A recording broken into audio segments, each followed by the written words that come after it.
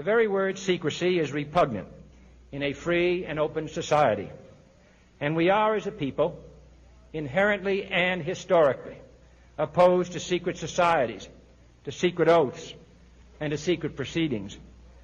We decided long ago that the dangers of excessive and unwarranted concealment of pertinent facts far outweighed the dangers which are cited to justify it.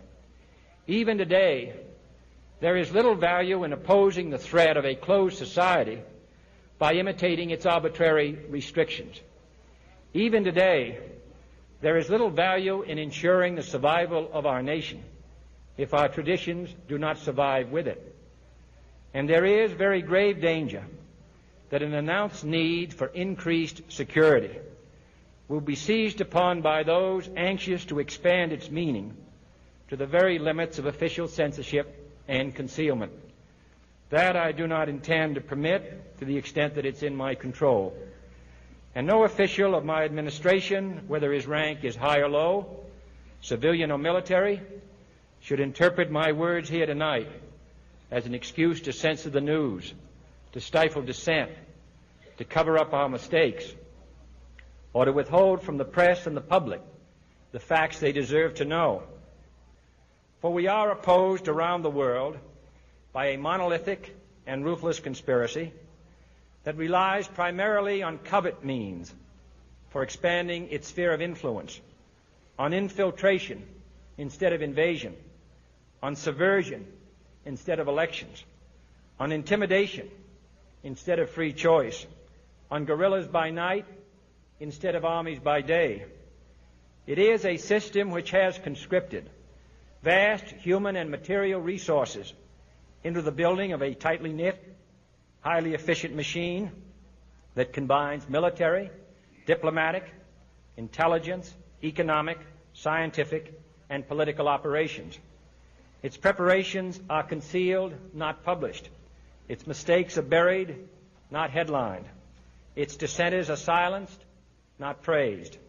No expenditure is questioned, no rumor is printed, no secret is revealed. No president should fear public scrutiny of his program, for from that scrutiny comes understanding, and from that understanding comes support or opposition, and both are necessary. I am not asking your newspapers to support an administration, but I am asking your help in the tremendous task of informing and alerting the American people. For I have complete confidence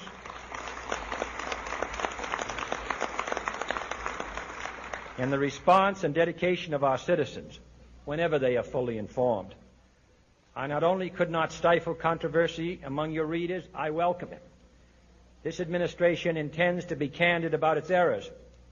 For as a wise man once said, an error doesn't become a mistake until you refuse to correct it. We intend to accept full responsibility for our errors, and we expect you to point them out when we miss them. Without debate, without criticism, no administration and no country can succeed, and no republic can survive.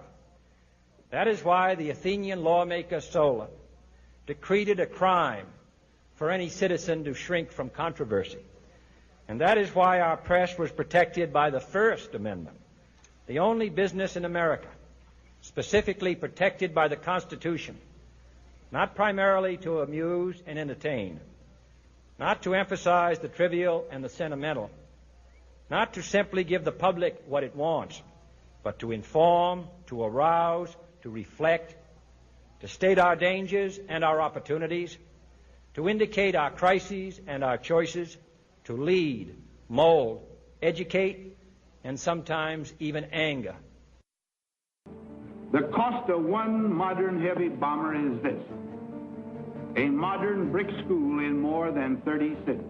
We pay for a single fighter plane with 500,000 bushels of wheat. This is not a way of life at all, in any true sense. Under the cloud of threatening war, it is humanity hanging from a cross of iron. I don't believe we should pay 1 cent for defense more than we have to. My fellow Americans, this evening I come to you with a message of leave-taking and farewell, and to share a few final thoughts with you, my countrymen. we have been compelled to create a permanent armaments industry of vast proportions. 3.5 million men and women are directly engaged in the defense establishment.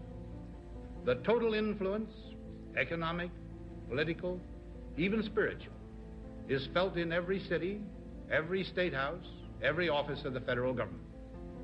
We recognize the imperative need for this development, yet we must not fail to comprehend its grave implications. In the councils of government, we must guard against the acquisition of unwarranted influence, whether sought or unsought, by the military-industrial complex. The potential for the disastrous rise of misplaced power exists and will persist. We must never let the weight of this combination endanger our liberties or democratic processes.